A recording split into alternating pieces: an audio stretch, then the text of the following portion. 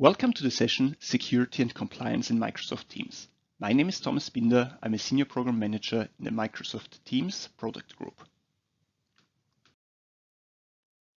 Before we go into the content, let me do a bit of housekeeping. So for the PowerPoint deck of this recording, as well as additional PowerPoint decks and additional recordings, please go to aka.ms/teamsacademy.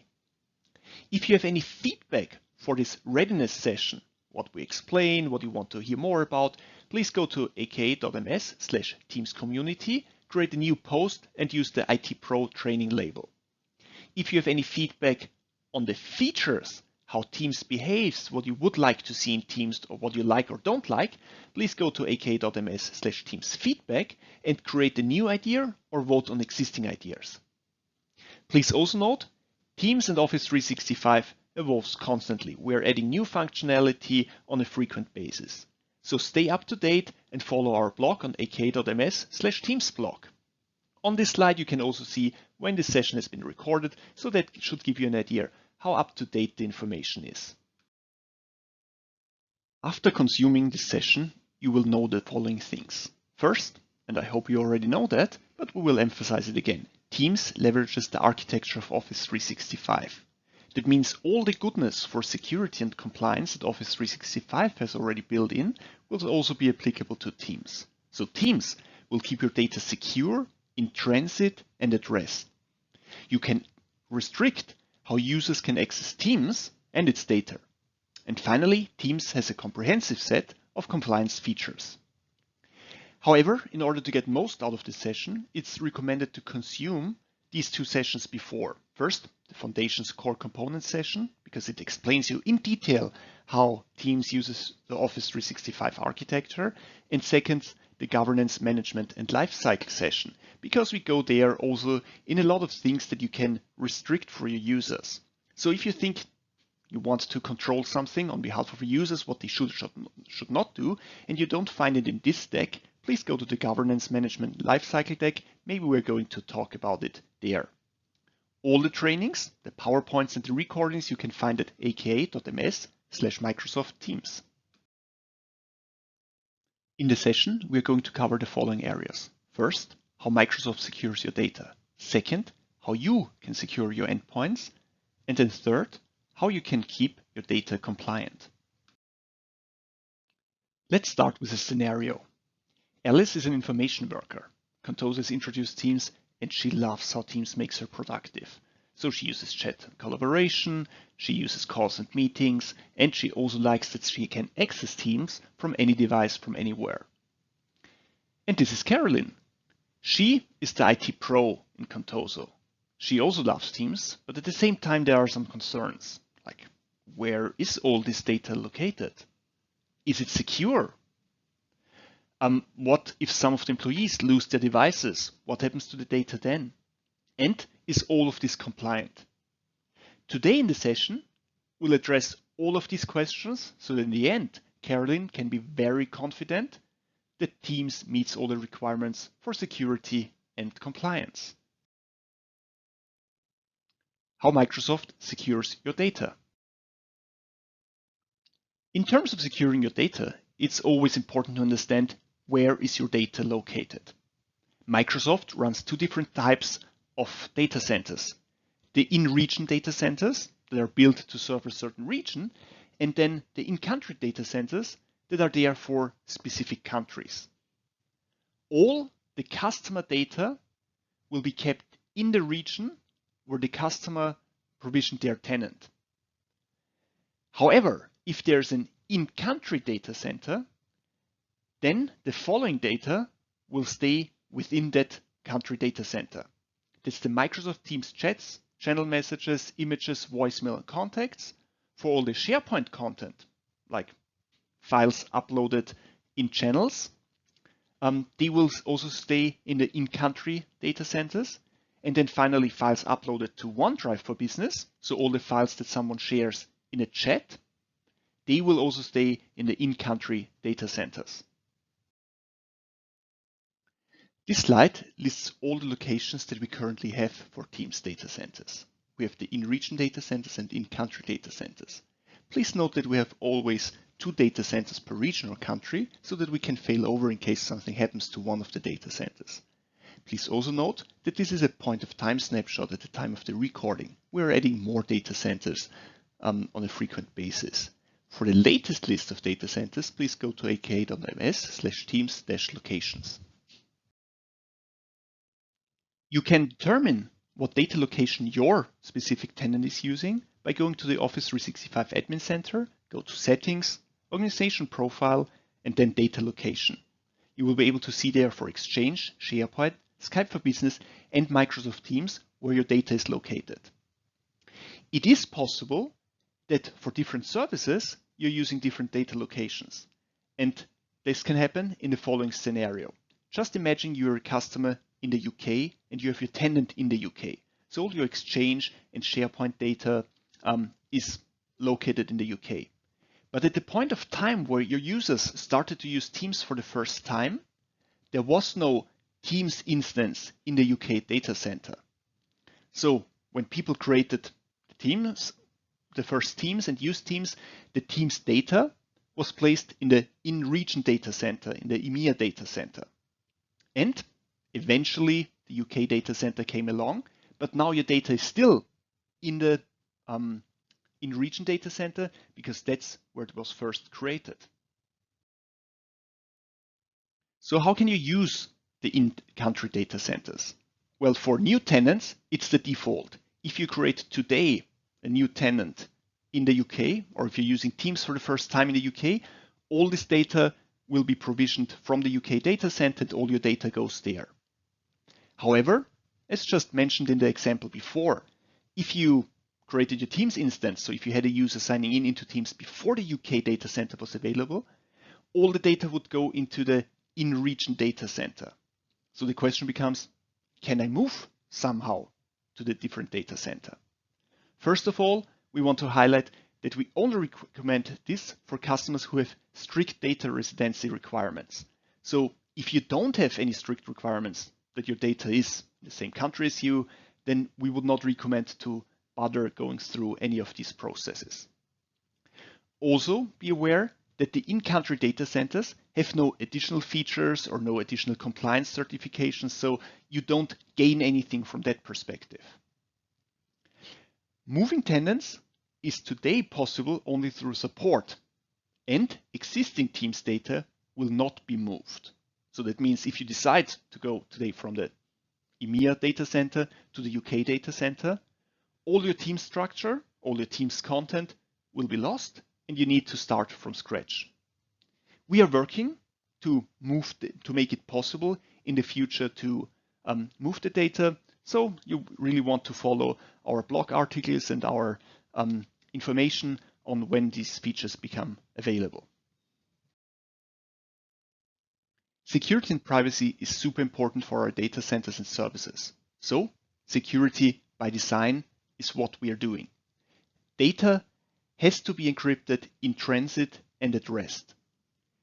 We work with dedicated security professionals who really live and breathe security to get sure that we can secure your data as good as possible. We use threat models, security reviews, automated security tools, penetration testing with regular rotation of third-party penetration testers. All the keys are stored in the Azure Key Vault to get sure that no one has access to the keys who shouldn't have access. For the admins, we do screenings, trainings, access controls. For the host, we have access control, anti-malware, patch management, Azure Active Directory modern authentication. The network uses firewall and edge routers. The facilities themselves have physical control, video surveillance, and access control. And we also have a bug bounty program where we pay friends, hackers, and researchers to find security bugs. In terms of privacy, also privacy is by design. Data stored in region based on tenant affinity, or as we have just learned, in country. There's no customer content accessible in any of our logs or telemetry. We give people only the least privileges required to complete any task, and we use dedicated privacy professionals. We adhere to the Office 365 data classification and data handling standards, and the access to production environment is locked down to only those who really need it to complete their task. And everything is compliant with GDPR. So security and privacy, super important to us. So how compliant is Microsoft Teams? We have in Office 365 more than 950 controls that you can leverage for access control, auditing, logging, and many more. We also have a number of certifications. You can find them listed here on the slide, but I'm not going to read them to you. If you want to have more information, in the upper right corner, you can see aka.ms/stp to learn about the audit reports, and then aka.ms/Microsoft compliance standards to understand more about the Microsoft compliance standards. We already talked about it. Teams uses different kind of services in the backend, and that different data is stored in different entities. So we talked about SharePoint, OneDrive, we talked about Teams, but this gives you now a closer view on what information goes where. And I'm just going through them line by line, starting with the messages. The messages, so any chat that I send to anyone or any message in the channel, goes to the chat service.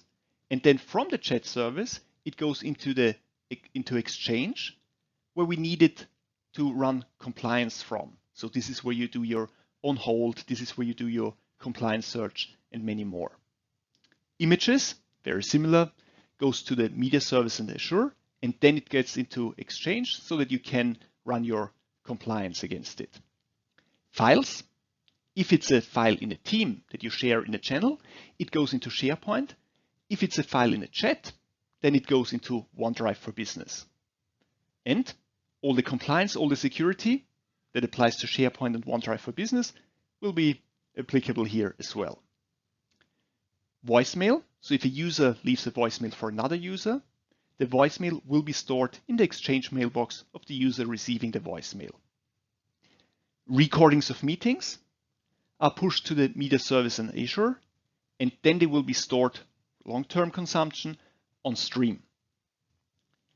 Invites to meetings, they are just that, they are invites, so they are in the individual mailboxes in Exchange. Your contacts, they are stored in Exchange. Any telemetry goes to the Microsoft Data Warehouse, and as mentioned before, telemetry will not include any customer data, so there's really no customer content that's part of this. Data in transit. All data is encrypted. We use HTTPS, TLS for all the signaling, chat, and files. And for audio, video, and desktop sharing, we use the Secure Real-Time Protocol SRTP. We are also minimizing the path on the internet because we have our global Office 365 network. So if a customer sends any information, uses Teams, and shares any information on Teams, this goes over the public internet to the next peering point with the global Office 365 network, and then it's on the Microsoft network where no one except Microsoft can access any of the data. That is where I've just learned encrypted anyway. But we are here minimizing the path on the internet, and that's also how we minimize some of the attack surface. All traffic is always initiated by clients. So there's no need to create any inbound firewall rules. So for all the users that are sitting within your corporate network, they will open the connection from their endpoint to Office 365, but you don't need any firewall rules that would allow anyone from the internet or from Office 365 to connect internally to your network. There's one small exception.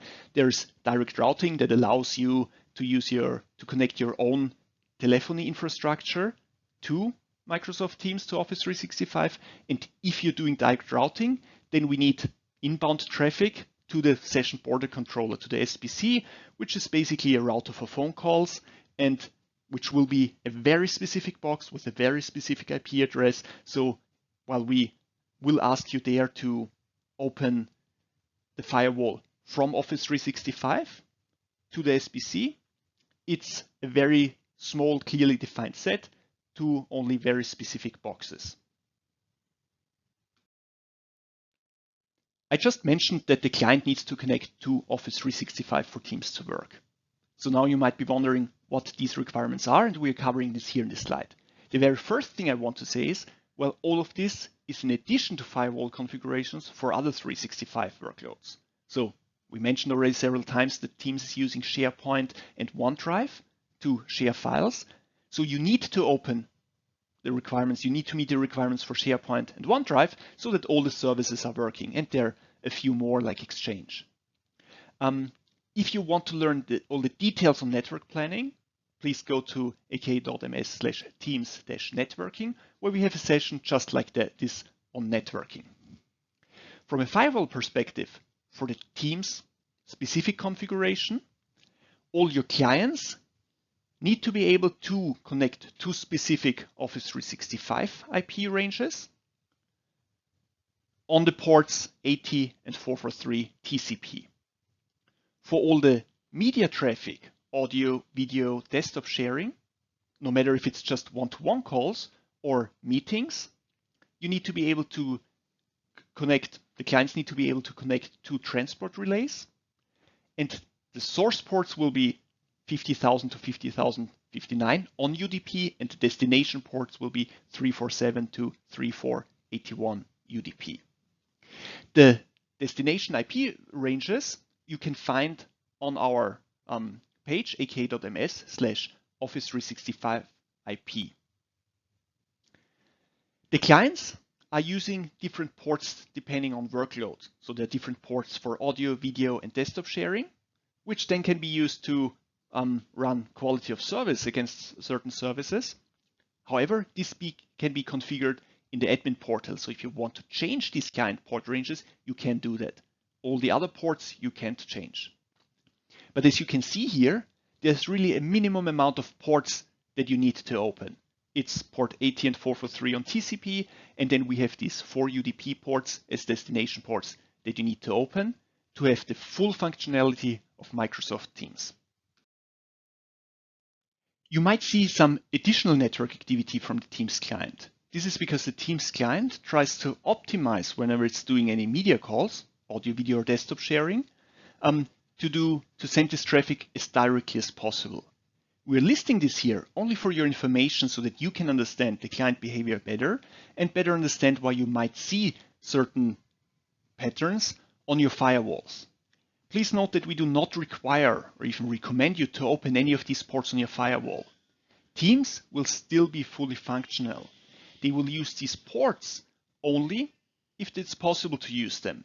If they are blocked, they will just fall back to the transport relay and they will just work as expected.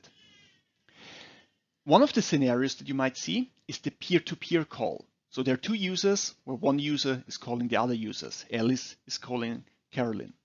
So what Teams is trying to do is trying to send the media traffic, again, audio, video, desktop sharing, directly from the one endpoint to the other endpoint.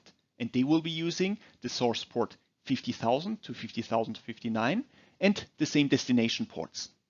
As mentioned on the slide before, you can change these ports if you want to. But if possible, traffic will flow directly.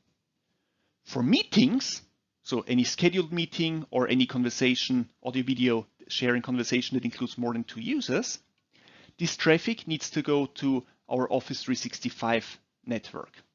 The source ports will be 50,000 to 50,059. Again, this range that you can configure, but the destination port will be any high port because we are trying to connect directly to this meeting service that we have in Office 365. Please note that we are not publishing the destination IP, the IP range for these services, because they could be in any of the ranges of the Azure network, and that would be just a much too broad range to recommend to everyone to open that. And said before, you don't need to open them if they are closed, if the client is blocked and cannot talk on these ports and or to these IPs. Well, they will just send the traffic to the transport relay and they will go from the transport relay to the meeting service. Securing your endpoints. For Teams client to authenticate, we support only modern authentication. It's the only supported sign-in protocol, so all these older ones, you don't need to worry about them. It allows single sign-on. It's ADL based on the Active Directory Authentication Library. And allows additional scenarios like multi-factor authentication, where you need not only your username and password, but you also need a phone call, text message notification in addition. It also allows you to do certificate-based authentication, where you don't need a username or password at all. This you can do on iOS or Android. Microsoft Teams and Office 365 offers a couple of different management options. So this you as a corporate IT can manage what devices and who, under what circumstances, is accessing Teams. On this slide, we're just covering the most important terms, and then in the following slides, we'll go into more detail. Mobile device management, MDM, is where corporate IT manages the whole device. In contrast, mobile app management, MAM, only specific apps on Android or iOS are managed by corporate IT. These apps need to support management via MAM, so you cannot do this with any app, but Microsoft apps, Teams do support it.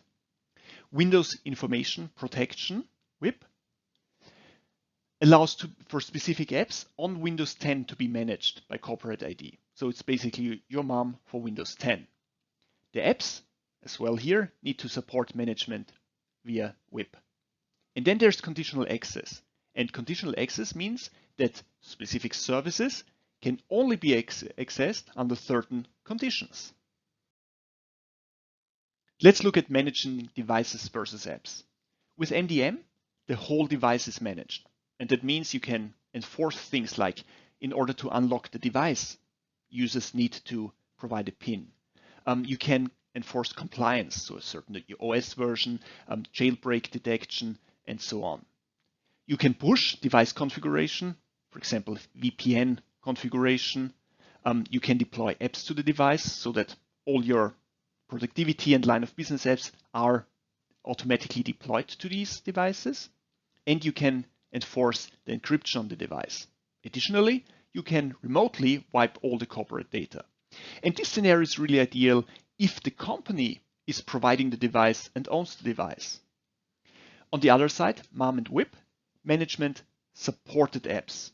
You can enforce a PIN on an app level, so everyone can use the device. There's no enforcement of a PIN, but as soon as someone starts the Teams client, they need to provide a PIN for the Teams client. You can also enforce here the device to be compliant, again, OS versions, jailbreak detection. You can do data loss protection, which means you can limit the ability to copy and paste from managed apps to unmanaged apps. So if someone copies some information from Teams, they cannot copy that into their private email account or anything else.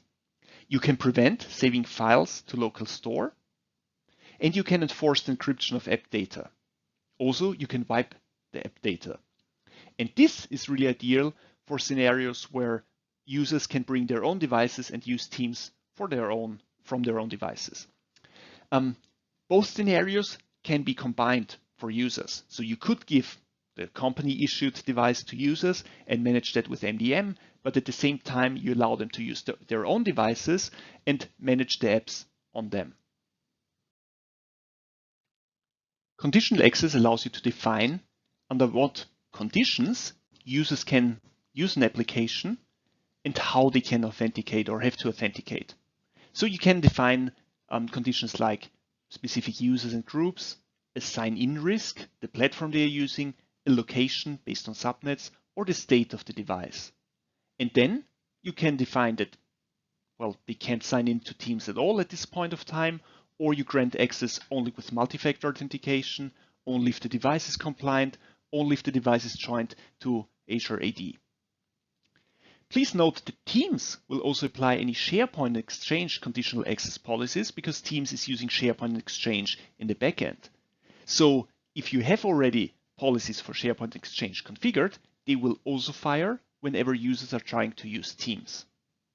Please note that this is completely independent from any MDM or MAM configuration. So you can have configurations in these areas, but you don't need to.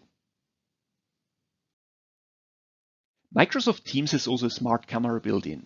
This camera is a function within the Teams mobile client. So you can take pictures from within the app. And that makes it more secure because any pictures taken from within the Teams app they won't be stored on the user's mobile device.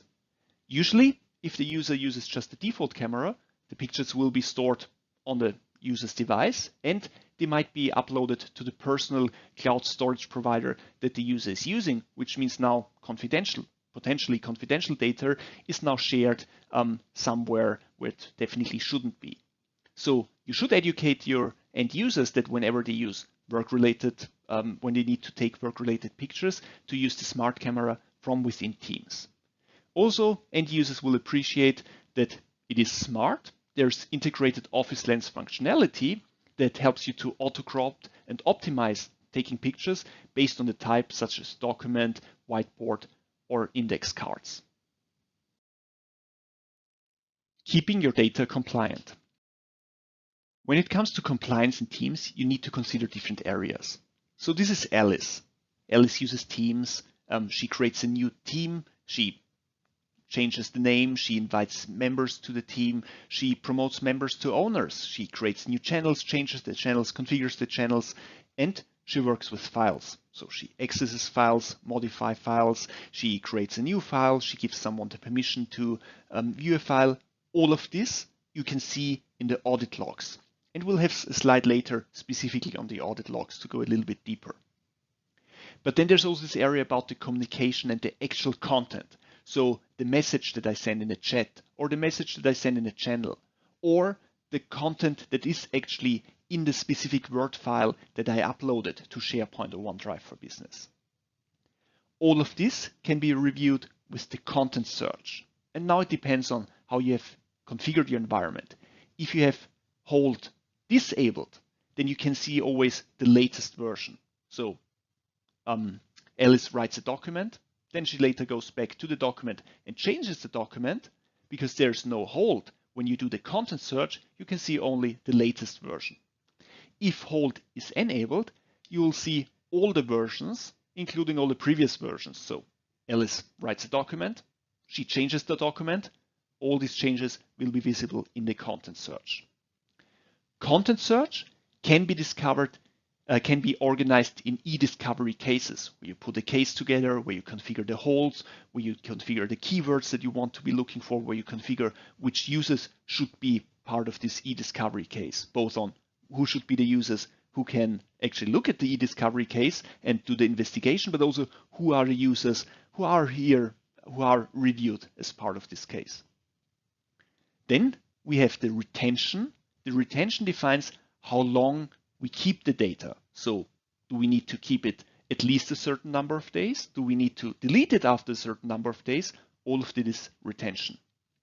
And then there's supervision, which is a proactive reporting on keywords. So you can configure certain scenarios, and every time someone uses these keywords, you can get a notification that, hey, there was a keyword. So think about it like content search is looking at what has already been done. Supervision is about setting up alerts for what is being done in the future and being proactively informed on any occurrences that might be against your compliance policies. The compliance builds on Office 365. Here for messages and files, if you look at the very left, we have Microsoft Teams. Any message will be sent to the so-called chat service where it goes into the Office 365 substrate, and this won't be visible to you. What is important is it then goes into the Exchange online mailbox of the user. So for all the one-on-one and group chats, so everything that is chat, it goes to the user mailbox. For everything that's a channel message, it goes to the group mailbox. For the files, all the files go directly into SharePoint Online or OneDrive for Business, depending if you share the file in a channel or in a chat. And our security and compliance, the eDiscovery, the content search, the hold, the retention, and the audit logs, they are done against Exchange Online and SharePoint Online. Please note that for our compliance features, there are certain boundaries because Teams interacts with so many external entities. So if you want to look at it here in the center, we have Microsoft Teams, and that's really the compliance boundary where we can control how compliance is being done. And then we have two-way communication where entities communicate with Teams and then Teams communicates back to them. Then there's some inbound data that you can't control what's happening inbound, but there's also outbound data. On the left and in the lower right, you can see all the two-way communication. So you have your Teams user. They have a browser, desktop or mobile client, and obviously they are sending data from this browser, desktop or mobile to Teams. Then we have the guest users. We have anonymous users who might be joining a meeting, and then we have the federated users. So all of these are points of time where data is flowing from external into Teams and from Teams to external. On the lower right, we have the tabs, the apps and bots, the Graph API, the calling plan, all features of Teams that Teams users might be using either in channels or as a dedicated feature. And you can see also here, there's information flowing into Teams and information going out of Teams. On the upper right, we can see some of the inbound data, so connectors, entities that can post data into channels, or emails to channels where, information from outside is just flowing into Teams, and that's really one way only because nothing is flowing back there. Then there's also the outbound data, the Giphies. So if people are using Giphies to have a little bit more fun during the conversations, well, we're using this external third-party service Giphy, where the query goes out to, and then we receive the information, but it's really a pointer to Giphy. There are the push notifications to the mobile devices. We can use cloud, a third-party cloud storage like Dropbox, Google Drive, or Citrix file share and Box. And URL previews. So whenever someone posts a link to something, there will be a URL preview. Obviously, to fetch that URL preview, Teams needs to go outside and fetch this URL and create the preview. And this is very important to remember to get the big picture. If you have any compliance requirements, that you clearly understand what you can control and what you can't control, and which service you might have to disable. We are not encouraging you to disable anything because we believe that Teams brings you the most value the more you can do. But then again, if you have strong business reasons to disable something, you need to consider it. Let's start with our first compliance scenario, the audit. The audit helps you to answer questions like, who created the team called Contoso? Who changed the channel setting? Who made Mallory a team owner? And it can help you to answer questions like, hey, I want to know every time a team is created so that I can double check if the team name is appropriate and who the team members are. The audit allows you to investigate these kind of activities across Office 365 services, which includes Teams. By default, this is turned off, but you can just go there and turn it on. As soon as it is turned on, it will record the last 90 days, starting when it was enabled. Currently in private preview, we can also do 365 days if you have E3 or if you have E3 with advanced compliance add-on. The events are usually displayed about 30 minutes after the event occurrence, so it's near real time. You can use it reactively to review any past events, or you can use it proactively where you get email notifications for each of the new events. So if you really want to know whenever a team was created, you can set an email alert to be informed that a new team was created, and then you can look into whatever you need to look into. This screen shows you the Security and Compliance Center, where all these settings can be configured. You can see on the left side, there's the navigation, and we opened the search and investigation piece, and then we clicked on the audit log. Now in the main window, you can see the audit log, and we scrolled down here for the purpose of demonstration to the Microsoft Teams activities, and you can see all the activities that you can currently audit for. At the time you are viewing this training, you might want to go to the Security and Compliance Center and check again if we have added any new activities that you can monitor in the meantime. The next scenario is the content search. So you want to know who posted certain information like Project Longhorn, isn't that secret? Who posted about that? Or you need to find all messages that Mallory posted. You need to find out what messages have been posted to the channel called Secret. And then you also need to know What's the content of this message that has been deleted or that has been edited? What was the content before it was changed? Content search can be done against any chat and channel messages, and the result will be displayed in the UI as individual messages. So there's no threaded conversation at this point. You can see all the metadata for calls and meetings, and we'll have a slide with the details on that coming up.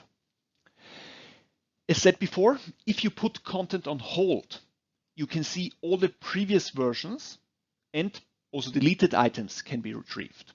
Without any hold, you can only see the latest status. So no deleted items and only the latest version of anything that has been changed.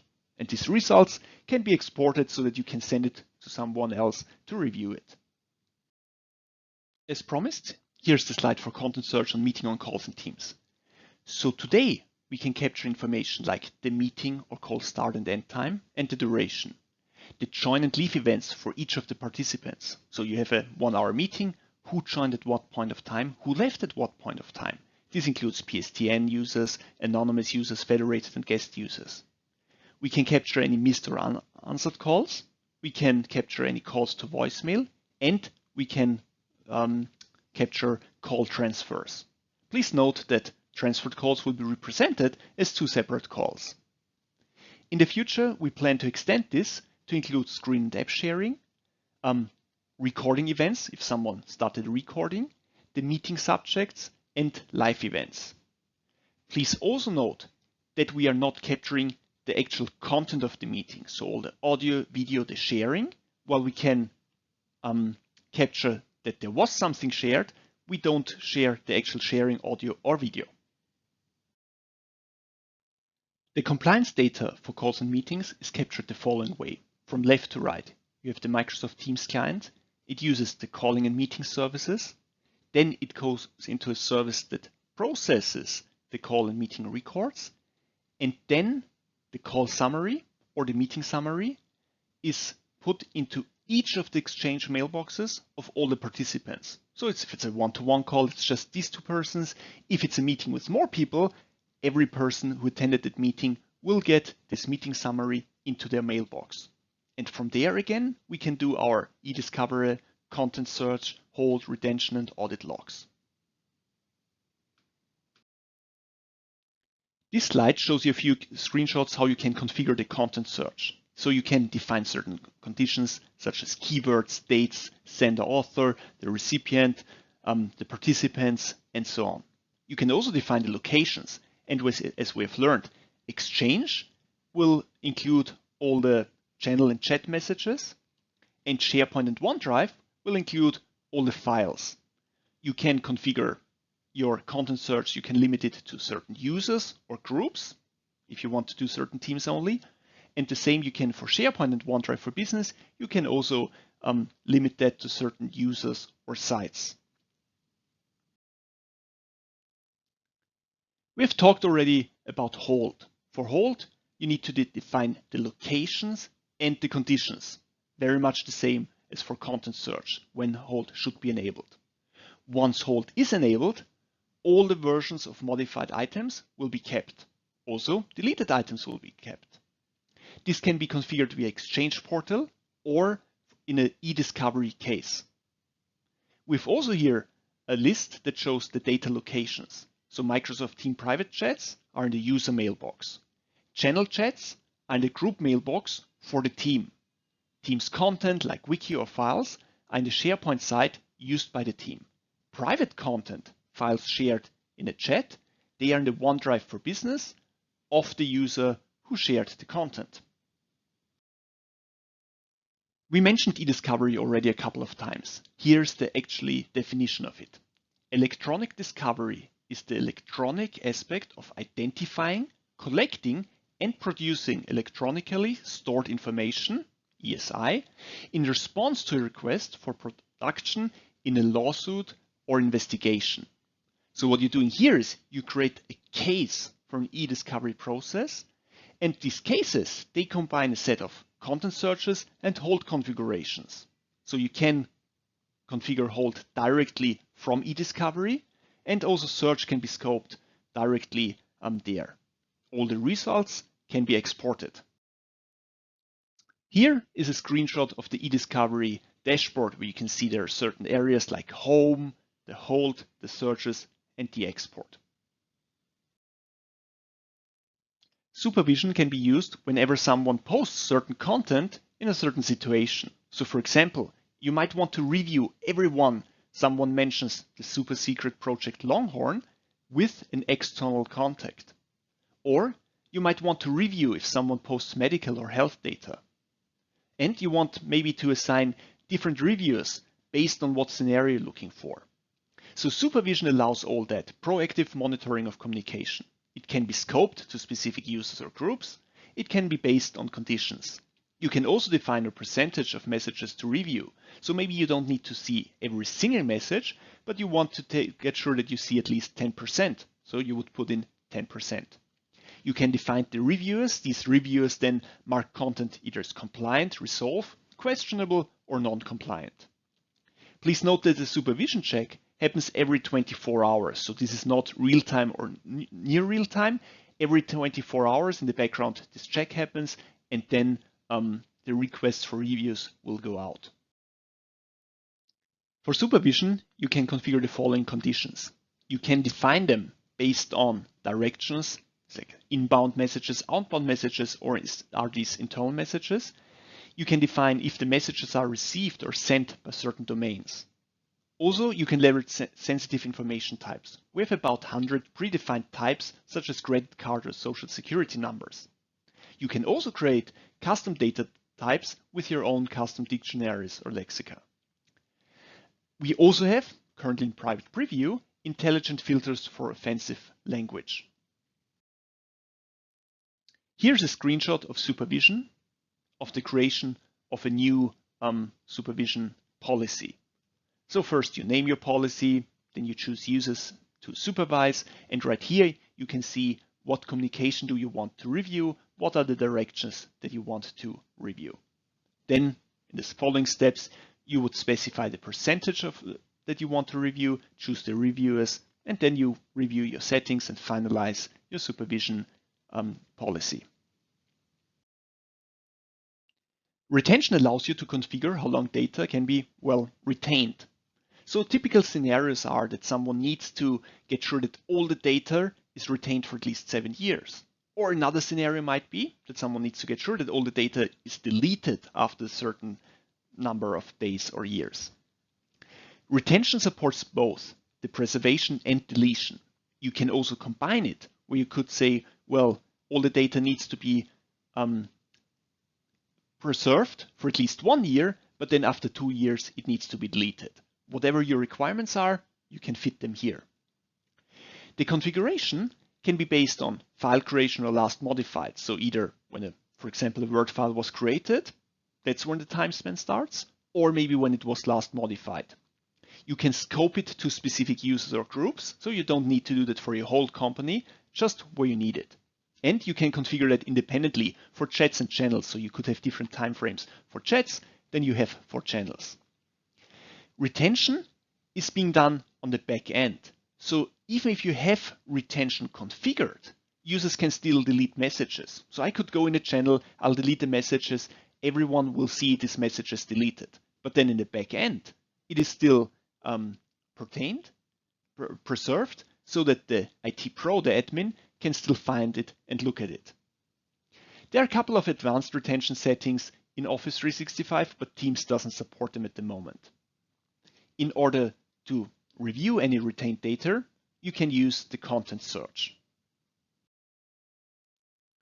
Currently, the minimum for retention is 30 days. So you can't create a policy that deletes messages in a time span shorter than 30 days. We get a lot of feedback that some customers want to have shorter retention time spans, and we're working on that. Retention is retroactive. That means if you, for example, create a policy that is set to delete content after 60 days, as soon as the policy is effective, it will delete all the content that's older than 60 days as soon as it's enabled. Please also note there's a possible delay in deletion. The Exchange Lifecycle Assistant, ELC, that's the service that we're using to do all the deletion. It runs daily, but in some exceptions, it can have an SLA of 7 days. So it could happen, we don't expect it to on a regular basis, but you might see it in 1 or 2 cases, that you have a retention policy, for example, for 60 days, but some of the items persist for up to 67 days. In most of the cases, you should not experience any delay. So what happens if you have overlapping policies that might be conflicting? So for example, you have a policy for a team, for a group, and you have a policy for a user, and now this user is part of the team, so what's going to happen with any of the messages and files there? Well, there are the principles of retention that will be applied. The first one is that retention wins always over deletion. So if you have a policy that says you need to keep data, and there's a policy that says you need to remove data, if both of them are applied to the same set of data, the retention will win. Also, the longest retention period wins. So multiple retention periods, the longest one is what's being effective. Explicit inclusion wins over implicit inclusion. So if you have, a user being part of the group, the user being more explicit, that policy would win. And for deletion, if you have multiple deletion policies, the shortest deletion policy wins. Here are a few screenshots for creating a retention policy.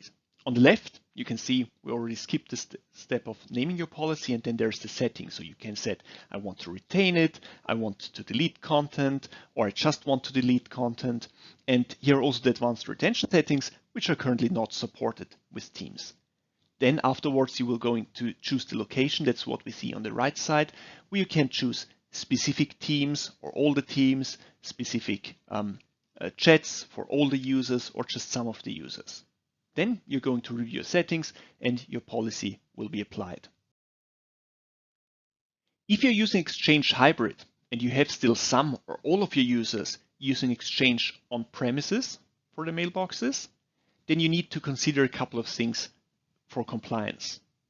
First of all, the great news, the channel messages are still fully supported. For everything that is shared within a team, in a channel, we're using a group mailbox for compliance, and this group mailbox will always be in Exchange Online, even if you have no use in Exchange Online. For the chat, no matter if it's one-to-one or group chat, that's only partially supported. If a user is with the mailbox on Exchange on premises, content search and eDiscovery is supported. However, putting users on hold and retention is not supported. So if you have a need for hold and retention, you will have to move these users to Exchange Online. Please note that you need to enable the content search and eDiscovery via support process. So create a support request, call it enable application content search for on-premises users. Then there will be a specific cloud-based mailbox created for the on-premise user in Exchange Online. All the emails and all the messages, they are still in Exchange on-prem, but there is basically a hidden mailbox online that can be used for the compliance features, content search, and eDiscovery. Please note that this process usually takes 2 to 3 weeks for you as a company to be set up. So if this is something that you might need in the near future, do it as soon as do the request as quickly as possible, so that the 2 to 3 weeks can start as soon as possible. In terms of license requirements, some of these features, these compliance features, require certain licenses. For audit, it depends on the license of the user, how long the data is retained. If you have an E3 license, then the data is retained for 90 days. If you have E3 with Advanced Compliance add-on or E5, the audit records are retained for 365 days, a year. This functionality is currently in private preview. For eDiscovery, the search and the investigation is included in any Office 365 license. However, in order to export an investigation, you need to have an E3 or E5 license.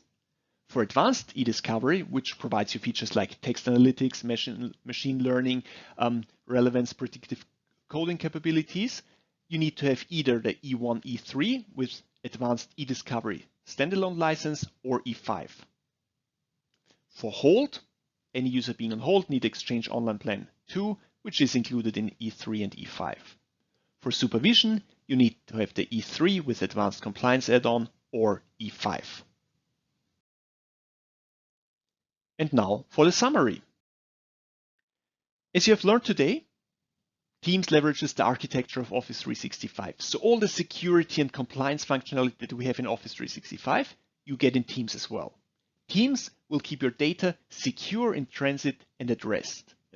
You can restrict how users can access Teams and its data. And finally, Teams has a comprehensive set of compliance features. Here are our resources. For the PowerPoint deck and more PowerPoint decks and more recordings, go to aka.ms/teamsacademy. If you have any feedback on this specific session, please go to aka.ms/teamscommunity, create a new post, and use the IT Pro training label so that we can easily find it.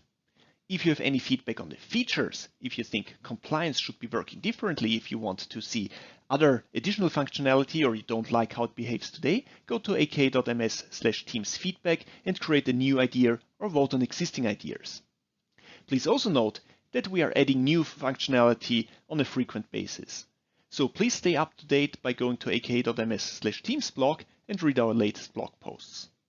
Also, again, you can see here on the slide when the session was recorded, and that should give you an idea on how up to date the information is. Thank you for attending this session.